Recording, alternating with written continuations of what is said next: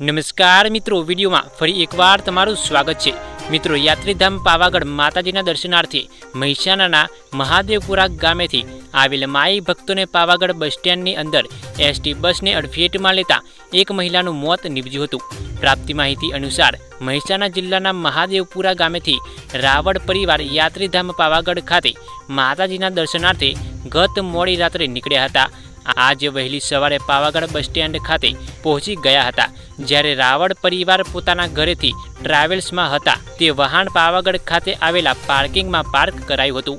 એસી stand ખાતે આવી બસમાં બેસી માચી જવાના હતા। તે દરમિયાન તેઓ પાવાગઢ એટી સ્ટેન્ડ કમ્પાઉન્ડમાં હતા ત્યારે એક બસ ચાલકે પૂર ઝડપે અને ગફલતભરી રીતે હંકારી એસટી બસને એકદમ ટર્ન મારી દેતા રમીલાબેન સંજયભાઈ રાવળને અડફેટમાં લેતા બસ સ્ટેન્ડ પરિસર આરસીસી હોવાથી રમીલાબેન આરસીસીમાં પટકાતા તેઓના શરીરના ભાગે ગંભીર ઈજાઓ થઈ હતી। બનાવના પગલે એસટી બસનો ચાલક અકસ્માત સર્જી બસ મૂકી ભાગી છૂટ્યો હતો।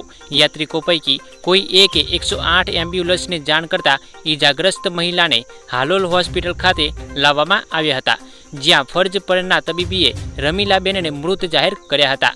બનાવ અંગેની જાણ પાવાગઢ પોલીસને થતાં તેઓ ઘટના સ્થળે તેમજ હાલોલ પોલીસ સ્ટેશન ખાતે દોડી આવી પ્રાથમિક તપાસ બાદ એસટી બસના ચાલક સામે અકસ્માત ગુનો નોંધી કાયદેસરની કાર્યવાહી હાથ ધરી છે। તો મિત્રો, આ હતા આજના મહત્વના સમાચાર। તો મિત્રો, આજનો વિડીયો તમને થોડો પણ પસંદ આવ્યો હોય તો વિડીયોને એક લાઇક કરીને જજો અને ચેનલને તો સબસ્ક્રાઇબ અવશ્ય કરી જ દેજો, જેથી તમને આવી જ રોજબરોજની તાજા ખબરો મળતી રહે।